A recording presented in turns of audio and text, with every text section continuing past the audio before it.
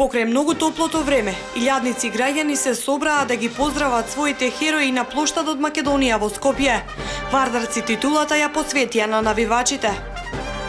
Неизвесен е почетокот на манифестацијата Дојран Гурман Фест оваа година, откако по политичките случувања во државата се закочи работата на општините. Се асфалтира ново повеќенаменско игралиште во населеното место Добрашинци, општина Василево. Игралиштето ќе биде со стандардни димензии, комплетно оградено и осветлено.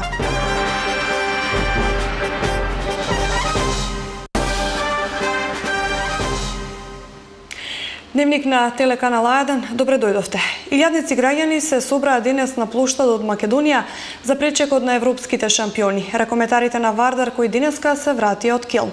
Откако слетаа на аеродромот Александар Велики, нешто пред пладне, каде исто така беа пречекани од навивачи, ракометарите со отворен автобус пристигнаа на плоштадот Македонија.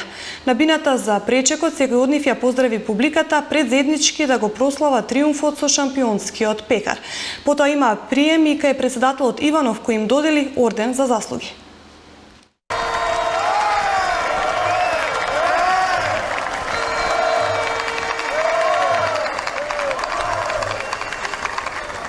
Македонија! Да сте сите живи и здрави.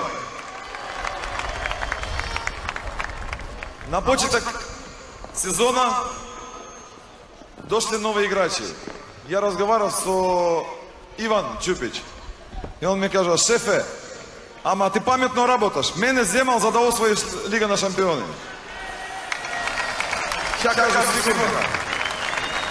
Пред да одиме на Final Four. Така? Така било. Често. Пред да одиме на Final Four.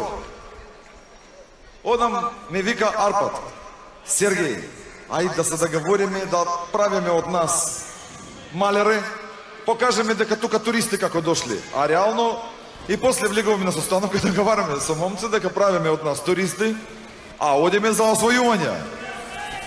И освоивме.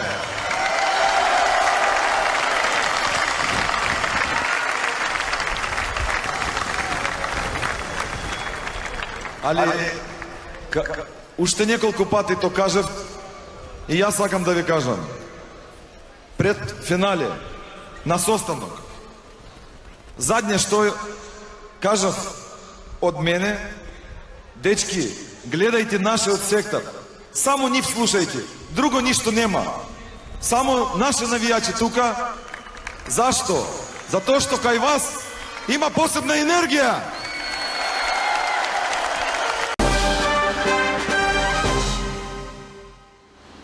Товарниот и патничкиот железнички сообраќај во земјава и денес е во прекин поради штрајкот на машинскиот персонал на Македонски железници транспорт што започна вчера. Денеска е пропуштен единствено експресниот воз Белград-Скопје-Солун. Барањата се, значи, како што добро знае јавноста, исплата на редовна плата, што не е исплатена се уште априлската плата во целост, само дел, значи тотална блокада. Со исклучок на меѓународниот воз од Белград, Скопје, Гевгелија и обратно. Само тој ќе сообраќа. Меѓутоа, сепак ние направивме анализа и го прифативме барањето за додатоците на плата. Значи, кога зборувам за додатоците на плата, до сега преку времената работа се исплаќаше 29%, сега согласно барањето на вработените ние прифативме да биде 35%, ноќната работа од 29 на 35%, работа во празник од 42 на 50%, работа во недела од 29 на 35% и уште една ставка имаме тука, работа во турнус од 4% на 10%. Ова се однесува за машиновозачите, помошниците на машиновозачи и машиновозачите на маневра. Стечајците се пребројуваат во очекување на законско решение од новата влада. Бараат да се донесе соодветно законско решение со кое тие наместо да се собираат по улиците ќе ја добијат заслужената поддршка од државата. По подолг период, стечајните работници од Кочани кои се дел од Сдруженијето УНИТ повторно го започнаа обновувањето на евиденцијата за членство, откако поминаа повеќе години во исчекување да се реши нивниот статус. Велат дека по формирањето на новата влада во Македонија очекуваат и за нив да дојдат подобри денови, односно да се донесе соодветно законско решение со кое тие наместо да се собираат по улиците, ќе ја добијат заслужената поддршка од државата. На старото собирно место покрај кеот на Кочанска река, кај Центарот за култура, се потпишуваа во списокот со кој треба да се потврди нивниот број и да се излезе со заедничко барање пред ресорните министерства.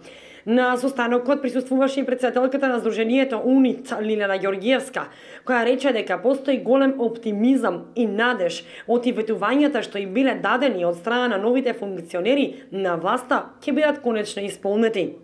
Да немамо више да шетамо по улице, да нема више да нас препишуе на овие смо, ние смо, него еден пут за секогаш да се реши наш проблем. Значи, што е обеќано, стои се на реч, сите ќе ги прихватимо, на сите се отворени врата, секога кога следуе, бујрум нека повели, ми колко да се рачунамо, колко нема да постигнемо бројку 4000. Нажалост, пола и повише сме изумрели. Што е најстрашно. Тоа е најстрашен податак. Или су с инвалидске пензije срчани болесници и мождани удари, или су веќе заминати. Така што колко и да имамо прелив, 4000 бројка нема да ја надминеме сигурно.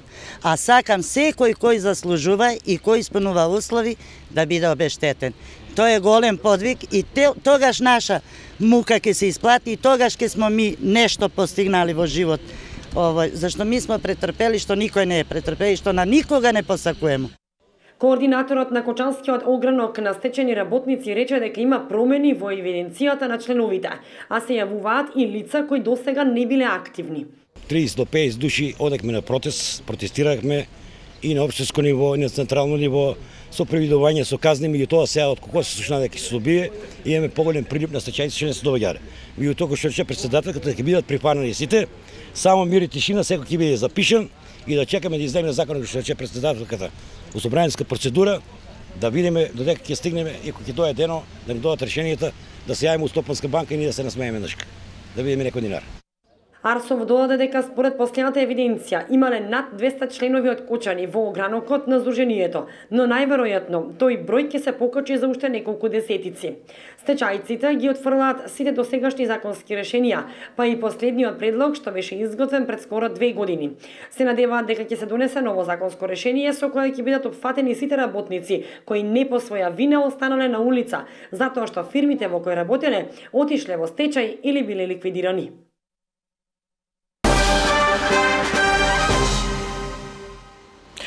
Неповолни временски услови во делови од Македонија. Без вода за пиење и отсечени делови има во Тетовскиот регион, а неколку села таму продолжуваат да го живеат кошмарот по вчерашното невреме кое го зафати Тетовскиот регион.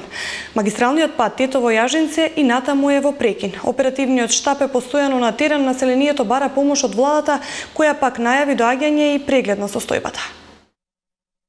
Големи штети од малата Поројска река почувствуваа жителите на село Порој, кое е само на неколку километри од Тетово. Половина од селото е отсечено поради урнатиот мост. Населението е без вода за пиење. Бараат помош од владата, бидејќи самите не можат да се справат со расчистувањето на теренот. Стравуваат за своите животи и имот заради најавените нови врнежи. Земјиштата се многу се поплавени и штетата е многу поголема од 2015. А сега и проблемот што не беше тогаш толку, сега и со водата за пиење немамо вода. Реката не е регулирана, значи не е интервенирана никогаш горе каде што треба да се интервенира. Тоа е проблемот. Значи се троши секој 2 години ми е вака, се троши, а никогаш не се троши каде што треба да се троши и да не се случува ова што се случува. Расчистувањето на теренот со механизација продолжува. Од Тетовскиот кризен штаб апелираат на внимателност при движењето. Забележавме како во калта пропаѓаат луѓе, меѓу нив и оние кои се дел од новинарските екипи.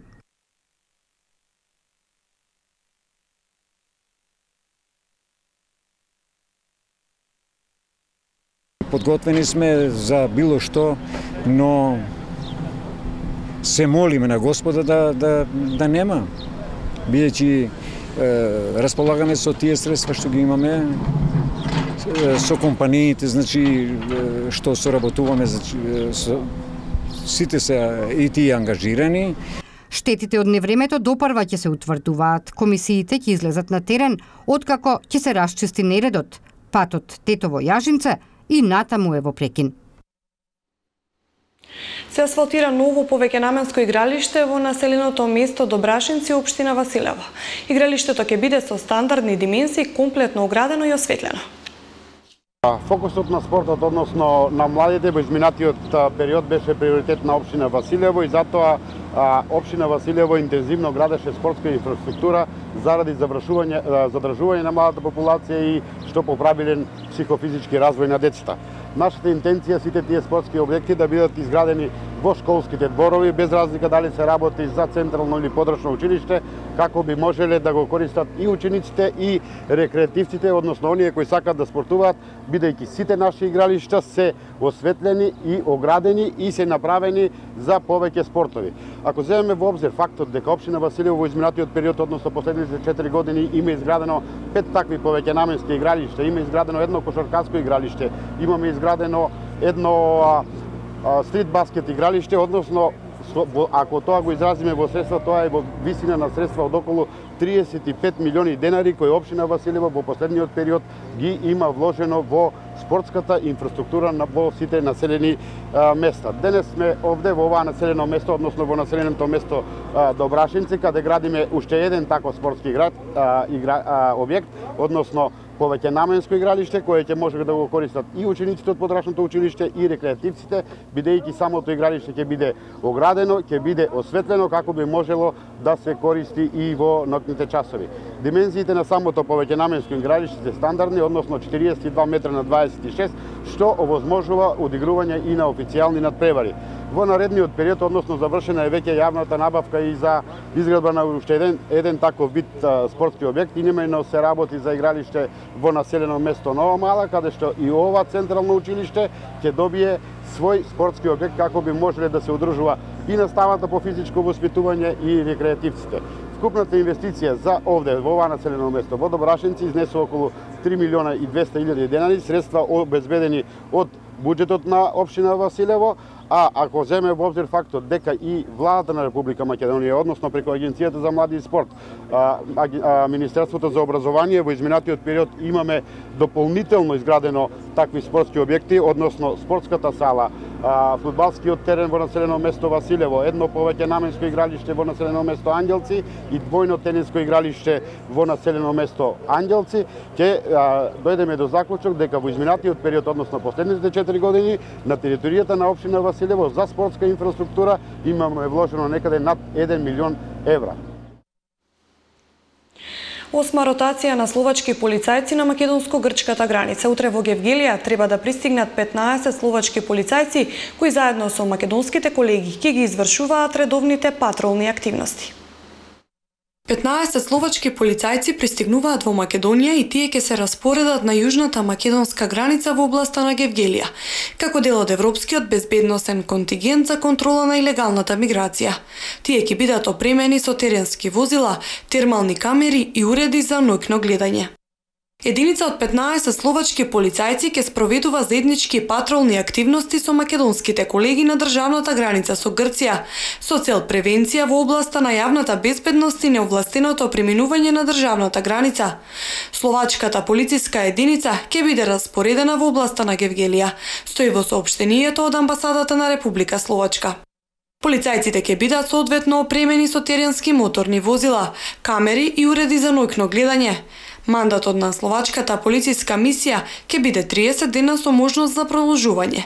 Република Словачка од март 2016 година испратила 190 полицајци во мисиите на македонската граница со Грција, информираат од нивната амбасада. Утрешната е 8 ротација на припадници на полицијата на Република Словачка. Иако секоја година се одржува традиционално во месец јуни или крајот од мај како отворање на новата туристичка сезона, овој пат се уште нема најава за одржување на Дојран Гурман Фест. Неизвесен е почетокот на манифестацијата Дојран Гурман Фест оваа година во Дојран, откако по политичките случувања во државата се закочи работата на општините. Фестивалот традиционално веќе неколку години поред се одржуваше во месец јуни или крајот од мај како најава за почетокот на новата туристичка сезона, но овој пат нема најава за негово одржување. Во општина Дујран неофицијално велат дека засега не можат ништо да објават ниту да кажат. Гурман Фест е инаку фестивал на дојранската традиционална кујна, традиција и култура.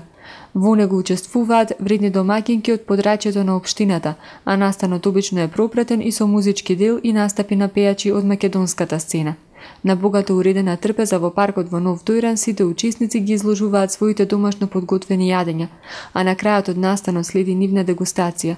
Вообичаено трпезата се полни со храна сготвена според дојранските традиционални рецепти, како крап тава, така наречен пијан крап, риба на трска, лангидио дикра, тава со ориз, пржено месо од крап со сос од ореви, салата со месо од риба во зачини и слично. Освен јадењата со риба, на настанот се презентираат и познатите дојрански маслинки и сладкото од диви смокви. Минатата сезона општина Дујран се промовираше и како град на културата, според проектот на Министерството за култура, во кој секоја година носител на овој епитет е еден од градовите во Македонија. Во рамките на проектот во Дујран се одржаа околу 100 различни настани, меѓу кои повеќе музички фестивали, концерти на домашни, но и инострански музички ѕвезди, театарски представи, изложби и ликовни колонии. Исплатливо е одгледувањето на ноеви во Струмичко, вели Зоран Стоилков. Тие не бараат посебни услови за одгледување. Според него, месото и јајцата од ној се пласираат на странските пазари, а луѓето ги купуваат бидејќи се многу здрави и немаат воопшто холестерол. Тој вели дека луѓето не се охрабруваат да одгледуваат ноеви бидејќи се уште не постои кланица за ноеви во земјава, а тоа ќе биде од голема корист за подобро производство. Повеќе за одгледувањето на ноеви и карактеристиките за овие птици во најновото издание на Отвореното студио. Не кој знае што за одгледување. Јас реков, пак ќе повторам. Проблемат се првите 3 месеци додека направи 3-3,5 месеца пилето.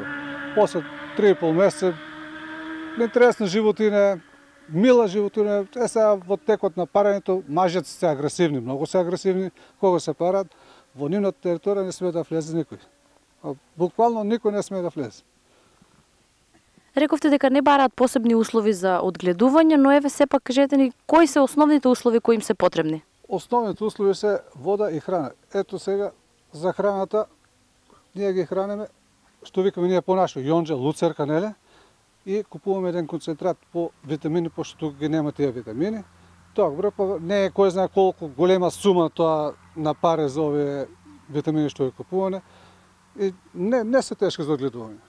Само што пак ќе повторам, пошто не направија кланица специјална за нив и затоа ги продадов. Тоа значи дека сепак не бараат ниту комплицирани услови, ниту пак имаат многу трошок. Немаат многу трошок. Едноставно ја место каде треба да е, како да кажам, бокс од шталата, неле, треба да е су, да не е водно, пошто ако е многу водно во земјата, може дојде да се повредат ноктите. Одиме со теми од културата. Гевгеличани синоќа беа домаќини на изложбата организирана за 4 струмички уметници – Љупка Галаска Василев, Никола Пијанманов, Ване Косторанов и Маријан Дзин. Секој уметник се представи со своите нови дела работени во различни техники со тема индивидуална за секој уметник. Четворицата млади струмички уметници Љупка Галаска Василев, Никола Пијанманов, Ване Косторанов и Маријан Дзин вчера вечер имаат чест да се представат со своите дела во уметничката галерија Аман во Гевгелија. Секој уметник се представи со по 6 различни дела, работени во различни техники.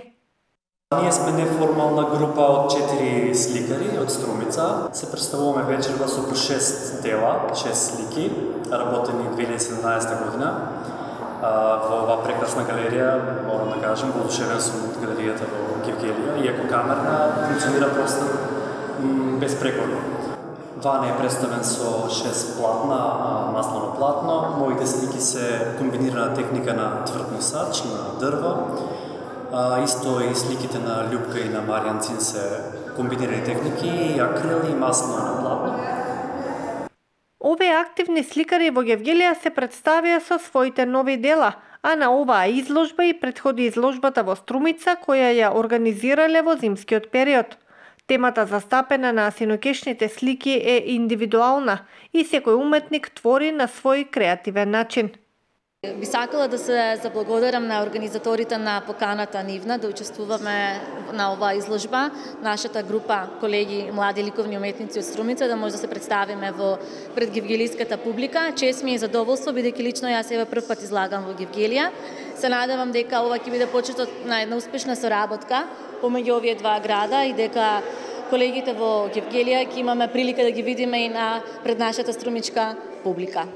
Струмичките уметници изразија задоволство за остварената соработка со гевгелиските уметници, а Мирјана Крстева-Масети, куратор на изложбата, ги цитираше зборовите на Ана Витанова-Рингачева, која ги напишала за овие четворица уметници. Уметноста е само еден збор на кој што не му соодветствува ништо стварно.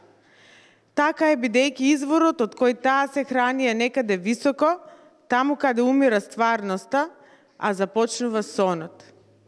Токму таму, како на граничен хронотоп, творечкиот порив на авторот создава дело, алегорија на стварноста, дело со длабока символика и порака. Секој од овие четворица струмички ликовни творци создава на својот оригинален уметнички јазик, кој започнува да жари таму некаде во заумноста на мислата, а пламнува на сликарското платно. Реализацијата на оваа изложба беше подпомогната од Пионерскиот дом и од општина Гевгелија. А во Радовиш е отворена изложбата Парижанката во Радовиш на ликовниот уметник Лена Ѓурик, која ќе трае 10 дена. Ова е прва изложба на Ѓурич во овој град, која своите дела ги слика со масло на платно.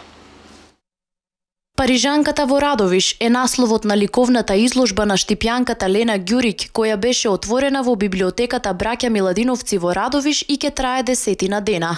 Таа вели дека е среќна што во голем број е посетено нејзиното отворање и иако често доаѓа во Радовиш, сепак првпат одржува изложба овде.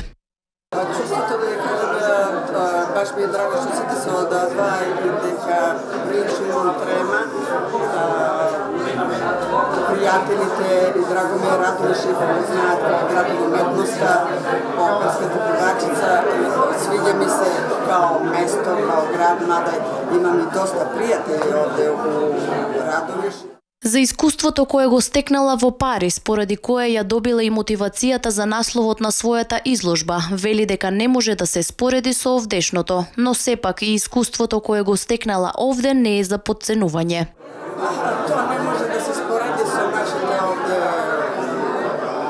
мада имаме ние исто доста стручни и добри уметници, али кај ние тоа толку развиено да скоро секој ден има нешто се дешава во уметноста, например, ја кога сум в Париз често идем на Монмарт и се стварно инспиришам со тоа.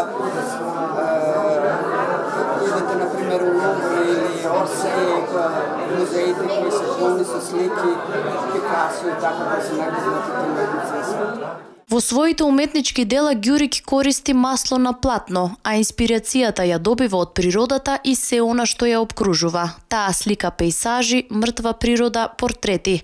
Вели дека ја сака уметноста и ќе продолжи да слика. Учениците од 2 Б одделение од основното училиште Сандо Масев од Струмица синоќа приредија вистинско модно шоу.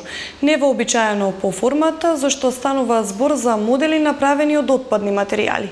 Иницијатива на одделинската наставничка за зголемување на еколошката свест кај учениците уште од најмала возраст. Гламурозни фустани, хавајки, костуми, но направени од пластични кеси, пластика, цедиња, хартија, чаши, шишиња, богатство од бои и креативност, покажаа второодделенците од 2 одделение од основното општинско училиште Сандо Масев од Струмица. Екоревија која со ништо не се разликуваше од оние на модните писти. Иницијативата на одделенската наставничка Силвана Абрашева го поттикна и креативниот потенцијал кај младите, но и нивното знаење и свест за заштита на животната средина.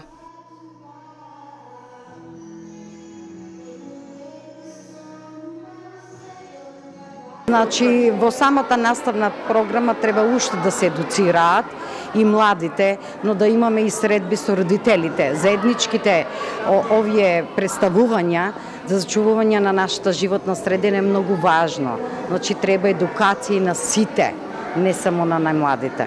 како координатор на нашето училиште, еко-училиште, дојдов до таа идеја и сите колеги мислам дека се радуваа на сето тоа, меѓутоа кажав дека јас ќе настапам со мојата паралелка, па во иднина ќе биде можеби на ниво на општината, сите училишта, па да има како наградни фактори, денес сите ќе бидат наградени. За успешноста на ревијата важно беше и учеството на родителите. Заедничката соработка вроди со плод. Родителите велат дека целиот процес бил мощно интересен. Пред се да ја поздравам оваа идеја на нашата наставничка Силвана Абрашева. Ова беше прекрасен проект, пред се за дружба на родителите и децата заедно, а и како на втор план и да научиме нешто повеќе за материјалите кои што може да ги рециклираме. Екомодната ревија е прва што ја организира Општинско основно училиште во Струмица. Затоа е од особена гордост за директорката на Сандо Масев. Максимално адекватно одговорија на задачата на педагошката едукација, посветеност и ангажман. Да ваква возраст, вакво задоволство, мислам дека нема да удостоено и во целокупен Во едночасовната програма, децата го покажа ентузијазмот за забава и инвентивност, проткаен со нивните таленти за сценски настап и креација, но најважно, пораките за чиста животна средина.